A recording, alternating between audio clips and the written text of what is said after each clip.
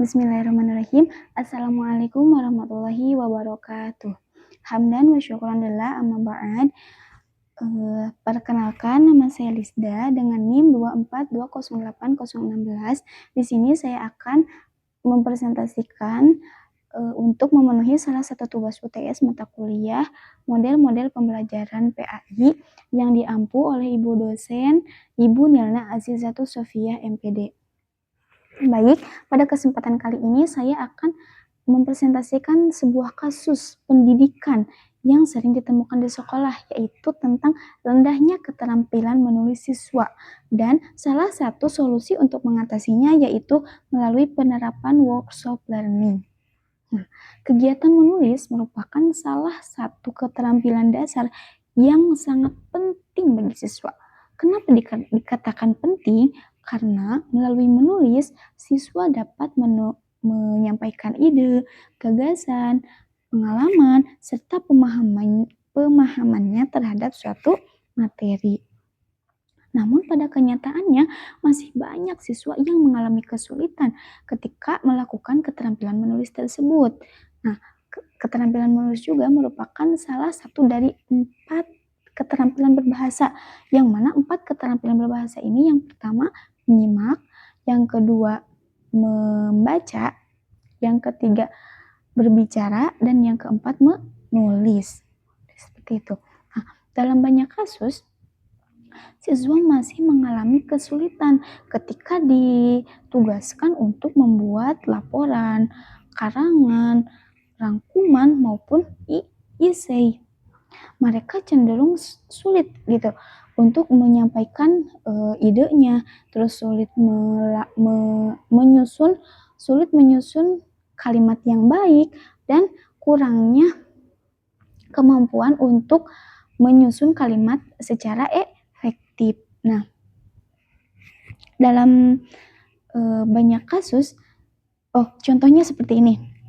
Ketika guru memberikan tugas kepada siswa untuk membuat karangan. Nah, mereka hanya menuliskan beberapa kalimat sederhana, dan bahkan ada siswa yang menyalinnya dari internet. Karena kenapa? Karena mereka merasa tidak percaya diri dengan keterampilan menulis mereka. Seperti itu. Nah, kan kurangnya, kan ini menjadi suatu permasalahan atau suatu kasus. Nah, otomatis kalau misalkan ada permasalahan, ada suatu kasus, berarti bakal disebabkan oleh beberapa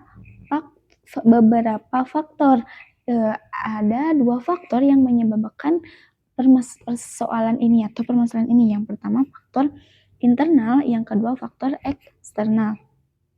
Untuk faktor internal, contohnya seperti rendahnya minat siswa terhadap kegiatan menulis. Terus yang kedua kurangnya motivasi, itu bisa menjadi faktor.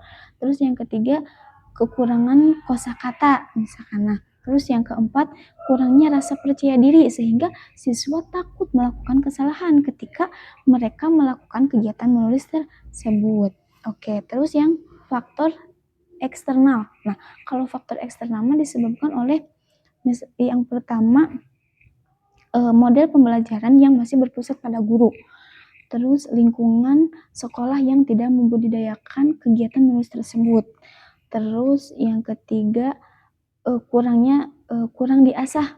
Jadi pengalaman kurangnya kesempatan praktik langsung gitu. Jadi di sekolah tersebut belum membudidayakan praktik menulis misalkan. Jadi di sekolah tersebut hanya memprioritaskan menghafal dan membaca misalkan. Nah, jadi kan kurang gitu kegiatan menulisnya. Tuh. Dan rendahnya keterampilan menulis ini juga menjadi dampak yang sangat besar bagi proses pembelajaran. Karena kenapa? Karena yang pertama siswa mengalami kesulitan ketika melakukan kegiatan menulis yang ketika melakukan pembelajaran yang ada kaitannya dengan menulis, itu kan menjadi suatu kesulitan. Terus yang kedua, siswa kurang mampu mengungkapkan ide dan gagasannya. Nah, jadi kan kalau misalkan kita ada ide, lebih baik kan kita ditulis gitu, dituangkan melalui tulisan. Terus dampaknya juga si siswa jadi kurang berpikir kritis dan berpikir kreatifnya itu menjadi kurang gitu. Terus jika dianalisis berdasarkan kajian pendidikan, permasalahan ini dapat dikaitkan dengan teori konstruktivisme. Kenapa teori konstruktivisme? Karena teori konstruktivisme menjelaskan bahwa pengetahuan dibangun secara aktif melalui peserta didik, melalui pengalaman belajar yang nyata. Jadi, menurut teori konstruktivisme kegiatan pembelajaran itu harus dikaitkan dengan pembelajaran yang nyata. Jadi, bukan hanya teori. Gitu. Dalam kasus ini juga siswa belum mendapatkan cukup pengalaman dan kesempatan untuk berlatih menulis secara berkelanjutan. Makanya jadi menurut teori konstruktivisme siswa itu bukan hanya yang seperti yang saya katakan tadi, jadi bukan hanya teori tetapi juga praktiknya. Terus apa sih yang menjadi solusi gitu untuk menyelesaikan permasalahan ini? Salah satu solusi salah satu solusi untuk mengatasi masalah ini yaitu dengan penerapan workshop learning. Apa itu penerapan workshop learning? Penerapan workshop learning merupakan model pembelajaran yang menekankan pada praktik langsung, kolaborasi, serta pemberian umpan balik untuk meningkatkan kemampuan menulis. Jadi, di workshop learning ini tidak hanya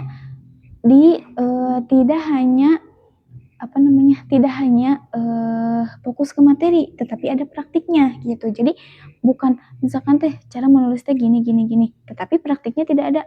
Di workshop learning ini jadi bukan hanya teori yang dipelajarinya, tetapi langsung terjun ke praktik gitu. Jadi gimana tata cara penulisannya, penggunaannya. Adapun langkah-langkah workshop learning ini, yang pertama, guru memberikan materi. Jadi gini, guru memberikan materi tentang kebersihan misalkan. Jadi guru menjelaskan terlebih dahulu kebersihan itu apa, terus pokoknya menjelaskan secara umum gitu, secara garis besar. Setelah guru memberikan materi, kita masuk ke langkah yang kedua, yaitu praktik menulis. Ketika guru sudah memberikan materi nih, langsung guru menugaskan siswa untuk praktik menulis tentang tema tadi, yaitu apa? Kebersihan. Betul sekali, tentang kebersihan. Tapi misal gini, kata gurunya, so kalian tuangkan ide tentang kebersihan. Misalkan setiap orang beda-beda kebersihannya. Misal ada kebersihan kelas, atau kebersihan masjid, atau kebersihan WC, atau kebersihan kamar. Itu bebas, kalian kebersihannya mau di mana saja. Asal itu tentang kebersihan misalnya. Setelah siswa menulis, langsung ke tahap yang ketiga, yaitu diskusi dan peer review. Yang mana kegiatan ini ketika semua siswa sudah menulis semuanya, langsung didiskusikan dengan teman yang lain. Misalkan si siswa ini tentang kebersihan di kelas, yang siswa yang satu lagi tentang kebersihan di hammam misalkan. Didiskusikan apa yang menjadi kekurangan di siswa A dan apa yang menjadi kekurangan di siswa B. Jadi mereka siswa saling bertukar saling memberikan saran dan masukan gitu terhadap satu sama lain. Misalkan ada revisian nih dari siswa B misalkan ke siswa A. Misalkan kata siswa B ini kalau misalkan kamu ditambahin ini bakal gini itu siswa. Begitupun sebaliknya, siswa A misalkan memberikan saran dan masukan terhadap si siswa B. Begitu. Misalkan ada revisian, kita lanjut ke tahap yang keempat, yaitu tahap revisi, yang mana si siswa merevisi hasil tulisannya ketika tadi sudah diberikan saran dan masukan oleh teman-temannya. Setelah direvisi, langsung kita masuk ke tahap presentasi. Setelah direvisi, masuk ke presentasi. Itu kata gurunya, sekarang kita presentasikan per orang misalkan depan. Dipresentasikanlah apa yang mereka tulis, dipresentasikan di depan. Seperti itu. Setelah selesai, setelah semuanya beres, melakukan presentasi, langsung ke tahap yang terakhir, yaitu tahap refleksi, yang mana di tahap ini guru dan siswa melakukan evaluasi bersama. Misalkan karena misalkan kan tadi perorangan ya, nulisnya perorangan, terus dipresentasikannya juga perorangan. Nah, itu efektif atau enggak gitu untuk proses pembelajaran kalau misalkan dilihatnya kurang efektif dan memakan banyak waktu misalkan. Jadi menulisnya mah semuanya. Atau gini, menulisnya per kelompok misalkan dibagi kelompok. Misalkan di kelas itu ada 50 siswa misalkan. Nah, dibagi 5 kelompok. Jadi satu kelompok 10 orang. Nah, yang 10 orang itu menulis. Misalkan satu yang nulis tapi yang 10 orang itu ikut menuangkan idenya gitu. Nah, terus pasti presentasi perwakilan misalkan satu orang. Nah, itu bakal jauh lebih efektif dan tidak memakan banyak waktu misalkan gitu. Nah, boleh itu. Jadi di kegiatan refleksi itu gunanya untuk mengevaluasi. Jadi kegiatan yang lebih efektif itu secara berkelompok atau secara individual seperti itu. Oke, baik. Berdasarkan pembahasan yang dapat saya sampaikan dari awal sampai akhir, dapat disimpulkan bahwa rendahnya keterampilan menulis dapat disebabkan oleh beberapa faktor, di antaranya faktor internal dan faktor eksternal. Dan kegiatan dan kurangnya keterampilan menulis ini menjadi dampak besar bagi proses pembelajaran. Dan salah satu solusi yang bisa diterapkan untuk mengatasinya yaitu melalui penerapan workshop learning. Seperti itu.